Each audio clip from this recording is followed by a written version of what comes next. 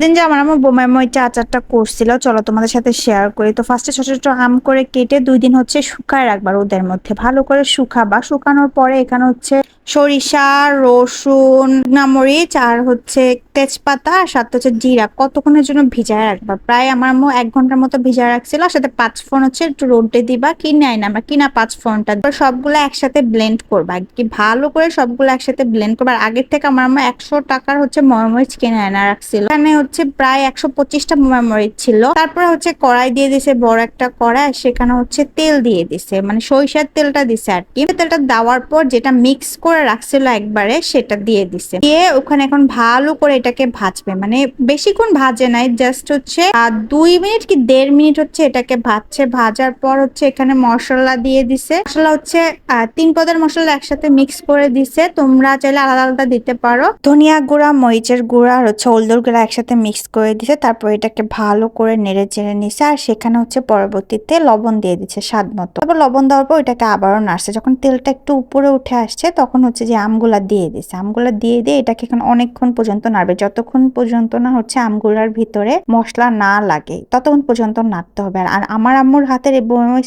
আচারটা যদি তোমরা ফলো করো না, এত মজা লাগে খাইতে। ট্রাস্ট মি, আমি এটা এত পছন্দ করি, সবসময় আমি আমার আম্মুকে এই আচারটা দেওয়ার জন্য ফোর্স করি। তারপর আমার আম্মু যখন যেটা নেড়ে চেড়ে হয়ে আসছে তখন হচ্ছে আরেকটু সরিষার তেল দিয়ে দিছে। তোমরা চাইলে আরেকটু সরিষার তেল দিতে পারো, সমস্যা নেই। তারপরে আবারও এটাকে নাড়ছে। নাড়ার পরে হচ্ছে সেখানে যখন যে তেলটা একটু উপরে উঠে আসছে না, তখন হচ্ছে এখানে ফালি করে রাখা বোমাই মরিচ গুলা দিয়ে দিছে, একদম কেটে মাঝখানে বোমাই মরিচ গুলা দিছে। আর এতগুলা বোমাই মরিচ দিছে, এটা দিয়ে এখন আবার ভালো করে নেড়ে চেড়ে নেবে আমার আম্মু। নেড়ে চেড়ে নেওয়ার পরে কিন্তু আরেকটা প্রসেস আছে, এটা হচ্ছে তারপর রোদে শুকাতে হবে। এটা তো রান্না করার প্রসেস গেল। যখন তেলটা উপরে উঠে আসবে তখন হচ্ছে বোমাই মরিচ সহ এগুলা নামাই ফেলবা। নামাই ফেলার পরে এটা হচ্ছে বাইরে রোদে দিবা। রোদে দেওয়ার পরে হচ্ছে এটা 1 দিনের মতো রোদে দিবা। তারপর হচ্ছে বোরমের মধ্যে এটা ভরে রাখবা। আর ওই বোরমের মধ্যে আবার কতগুলা সরিষার তেল দিয়ে দিবা, তেলটা হচ্ছে উপরে উঠে আসে, এরকম ভাবে সরিষার তেলটা দিবা। তো এভাবেই হচ্ছে তোমার বোমাই মরিচের আচারটা হয়ে যাবে।